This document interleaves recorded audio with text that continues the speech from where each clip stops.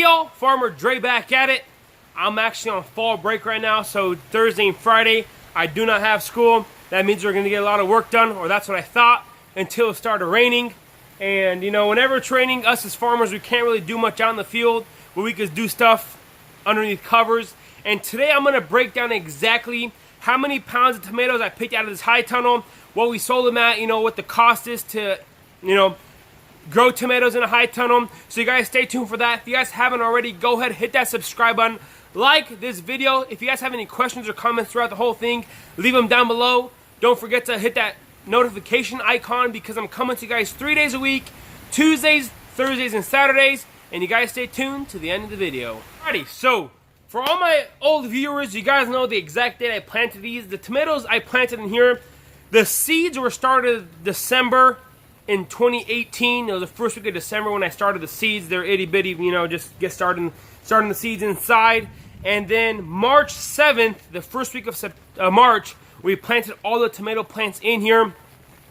And you know, ever since we planted them, you guys know it was cold early on, so we had the wood stove here, making sure, you know, it was nice and warm. And one little quick thing I learned, and maybe you guys could take some information from this, is one thing I learned quickly whenever it did come time to harvest. You know, whenever a tomato plant flowers, you could count, you know, 50 days from open bloom to harvest, you should have a fruit. So whenever my tomato plants harvested, it was probably the, let's say the 15th of March. You know, I counted, you know, 50 days from the 15th of March, and about the end of May, I should have been picking tomatoes. So whenever it was, you know, end of May, and I just picked a few tomatoes, I was like, what's going on? So then I talked to, you know, different growers. I went to the university, I went to school, and, you know, I asked them a bunch of questions, and another grower told me that for every night it gets below 42 degrees in the high tunnel, you lose a week worth of harvest. And, you know, not knowing that, you know, for me, the tomatoes, I was happy if they were just above freezing. So there was a few nights there, probably 3 or 4 nights in early March, that I didn't know that. And it got down like to 37, and one night it got down to 35. So that's why, you know, it delayed my my ripening to the end last week of May instead of the first week of May. So that's one thing I learned really quick. And you guys are probably waiting to hear the exact number of tomatoes I picked out of the high tunnel. So we started picking the last week of May, so I'm just going to count, you know, the whole month of June, July, August, and September. I picked 11,927 pounds of tomatoes out of this high tunnel, and then we have 100 tomato plants out of that second high tunnel, behind the greenhouse there. So we picked 11,927 pounds of tomatoes out of both tunnels, and that is from 500 plants. So from 500 tomato plants, if you do the math there, it averages, it's 23.8 pounds per plant. And you know, for me, compared to last year in 2018, I only picked right about 5,000 pounds of tomatoes out of this high tunnel, and that averaged to about 11 pounds per plant. From last year's yield of being 11 pounds per plant to this year, everybody at the farmer's market, all the farmers were like, well, the reason he's doing so good is because he's studying horticulture at the university. And then I was talking to a farmer one day, and he was like, so what exactly at school did you learn about tomatoes? And I was sitting down and thinking, you know, just about the, you know, tomato crop alone, I learned, you know, absolutely nothing. And then he was sitting there, what do you mean you learned nothing about tomatoes and you're a horticulture major? And I was like, look, they didn't teach me anything about tomatoes, but what I did learn about soil fertility and plant nutrition, this is what has got me to this yield. And one thing that, you know, being a farmer, you know, growing up, you know, being in this industry for 7 years, people don't talk about soils and soil sciences and plant nutrition and what, you know, temperatures of the nutrients that are available to the plant. So taking all that knowledge about soil sciences and applying in this high tunnel, and knowing that magnesium is not available to the plant above 85 degrees, and, you know, phosphorus is not available below 50 degrees. So knowing all that stuff and putting it all together, that's how I am able to produce so many pounds per plant. And it's not all about the nutrients and stuff. It's all about, it's mainly, you know, it all combines together. And then, you know, variety selection is huge. As you guys know, the varieties that did grow are Red Deuce. For the red ones, the big nice slicer tomatoes. And then for the yellow ones, we grow the Carolina Gold. And these are both high yielding, high tunnel tomato plants. And as you guys noticed there, I said high tunnel varieties. So these tomato varieties, they were bred by the breeders to specially grown in high tunnels. And for the ones who don't know, the main difference between a high tunnel and a greenhouse is where you grow everything in pots hydroponically, and in high tunnel you're growing everything in the soil. So these tomatoes, these red deuce, they're bred to be grown in the soil in high tunnels. So that's why they yield so much, and with all the knowledge I get from all the nutritional standpoint, that's how I'm able to, grow 23 pounds to, roughly 24 pounds per plant. Before I break down, our total cost and how much money we made growing the tomatoes in the high tunnel here and how much I produced, I want to talk a little bit about marketing. And this is one thing that a lot of people oversee is, how am I supposed to get rid of the product once it's there? And we've been pretty, we're pretty thankful that, there's all these free apps you could use. And number one is Facebook. If you're a small farmer and you're not using Facebook and posting videos or pictures or even posting, a post every single day, you're missing out, on an opportunity of a lifetime. And the other day I was listening to one of these entrepreneur guru guys on the internet, and he said if you're not posting 100 times a day on social media, you're losing out. And I was thinking that, how is that even possible to post 100 times? And then I challenged myself, and my brother Radu, he's in charge of all the social media on our farm. So we just try posting a video or a picture or something every single day to let our customers know that we're active on our farm, and whatever we're growing, we want them to be part of it. So marketing is a big deal, and I was talking to another farmer a couple months ago, and he said, if you're a farmer and don't do any kind of marketing, you're growing yourself a big compost pile. And, back up into that, and, what he said is very true, that if you have nowhere to sell your product and you're producing 12,000 pounds of tomatoes and you have nowhere to sell it, you're just growing yourself a big waste and compost pile, and then you spent all that time and money and energy into growing the product.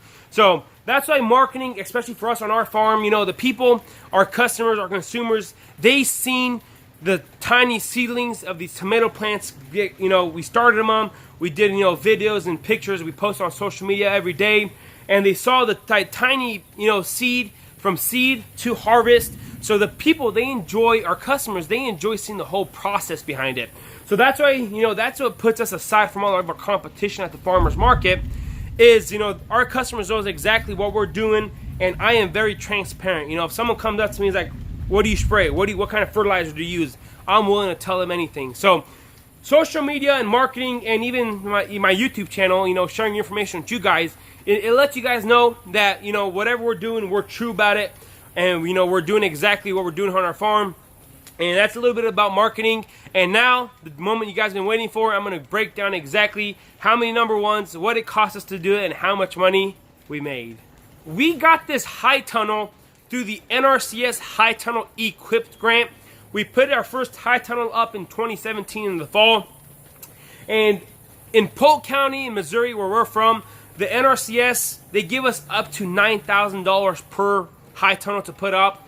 And for us, this was our first high tunnel we put up, and the money is there from the government, and if you're not taking advantage of that, it's pretty much free money at the end of the day. So how this program works is that the farmer has to put up the upfront money. So like this high tunnel comes from Morgan County Seed up in Versailles, Missouri, central Missouri. So what we do is we have to order it, pay for it in full price up front with our cash money, and then we put it up, set it up, and then whenever it's completely finished, end walls, side walls, a cover, the NRCS comes out and inspects us, and then they just reimburse us the money back. But you got to make sure that you get the grant before you even buy the kit or the high tunnel itself, because if you do not do that, then the NRCS is never going to reimburse you. So to build this exact tunnel right here, it costed us, about $10,500. So, we had to put $1,500 out of our own back pocket to build this tunnel, and the rest came from the grant. So that's one way to get started early on. And the NRCS High Tunnel Grant, they want to help small farmers like us get our season started earlier in the spring and in the fall. And one thing we did put in our high tunnel is this propane heater. Not really, it's old propane tank that we're burning wood in, and we're heating up the air early on, the making a microclimate inside the high tunnel. So other than that, our only expenses are the drip tape, the plastic mulch, the seeds, the T-posts, we already have them, and the tomato twine. So the drip tape, whenever we went up to Morgan County Seed, that's where we buy all of our seeds, all our vegetable seeds and stuff. They sell you a whole kit which has all the drip lines, the header line, all the caps and valves, and that's $150 a total kit. So it comes with 1,000 feet of drip tape, and then with all the couplings and caps. So it's $100 for the drip tape, all the valves and stuff, and the header lines, $50, and then the black plastic for a 4,000 foot roll, it's $250. And I'm gonna go ahead and include this whole price into it because once you bought it, you already have it. So just the drip tape, the plastic mulch, the header line, and all the seeds costed us $450 at the beginning of the season before we even got started. And then we already have all the cells and the media and stuff, so I'm not gonna include this in the initial price. So if just for this year, it only costed us $450 to get started to produce this amount of tomatoes. But if you were gonna build a tunnel out of your own back pocket, around $12,000 should get you started, into producing tomatoes efficiently. And then with all the equipment you have, now it's time to grow the tomatoes. So now at the end of the season, we got done picking 11,927 pounds out of this tunnel, and out of that close to 12,000 pounds, we've picked 9,272 pounds of #1 tomatoes, which resell at $3 a pound after the 4th of July and at $3.50 a pound before the 4th of July. And the reason because the price difference is we like to sell our tomatoes a little higher early on because having early tomatoes, it costs us a little more with all the heat and all the time we put into it. So that's why we could charge a little more. But whenever all the field tomatoes come inside the farmer's market, then we got to drop our price at $3 a pound. And then we picked 9,272 pounds #1s, and then 2,655 pounds of the second tomatoes, which resell at $2 a pound, year round. So just from 12,000 pounds of tomatoes, I'm gonna roughly average about $3 a pound, because early on we were selling a little more expensive, and then we were down to $3 a pound. So that's 12,000 pounds of tomatoes times $3 a pound is $36,000. Which like I mentioned, we started the full month of June. We were picking July, August, and September. So that's 16 weeks where we made a gross of $36,000. And then if you take that gross of $36,000 and minus our initial cost of $450, you end up with $35,500. But if you were gonna build up a high tunnel out of your own back pocket, in your first year, you could still profit $20,000. So that's why growing tomatoes in a high tunnel is like the king crop.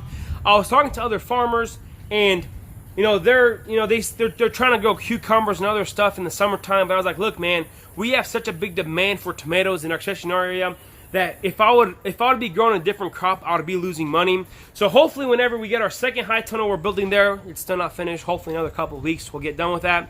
Then and put up our third high tunnel. Maybe then I could crop or rotate the crops and do a little more diversification inside the high tunnels. But overall, tomatoes is a cash crop in the tunnel. So it is, even though, we are getting the grants and stuff, that's still a big help for us, but it can be done. I'm a 22-year-old farmer getting stuff done. I'm a senior at Missouri State. So in between that and going to school and, farming full time, it can be done because I'm doing it right now. And, I didn't add any of that labor in the initial cost, but let's say it probably costs you $3,000 to $4,000 in labor. You're still profiting, you're still in the green $30,000 in one season.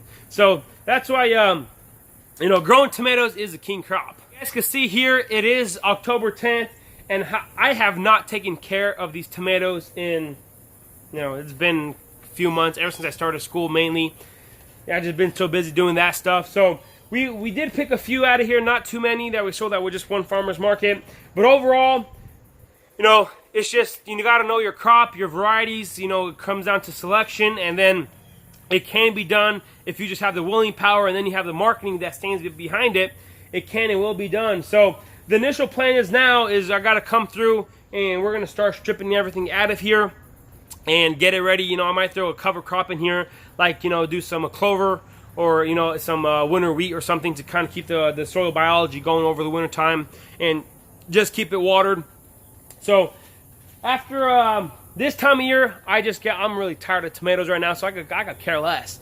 But come next spring, I'm gonna be all, you know, up and mighty about it again. So we're gonna come through, clean it out, get it going again. You know, make sure everything's nice and clean. Throw all the plastic away, throw all the drip tape, and you know, it's just this time of year where, you know, stuff is really slowing down here on our farm, and it's just time to take it easy.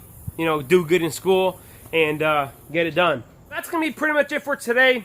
I kind of broke down exactly how many pounds and then how much money we made out of it. And you got to think, you know, it's not all fun and games whenever you got, whenever you got other stuff to be doing. You know, that's true that farmers can make a lot of money, but we also have a lot of expenses.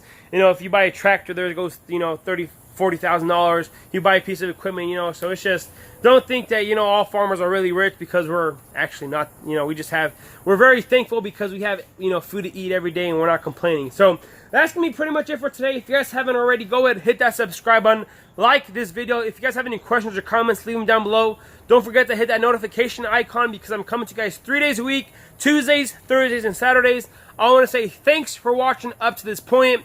You guys have a good day, and we'll see you next time.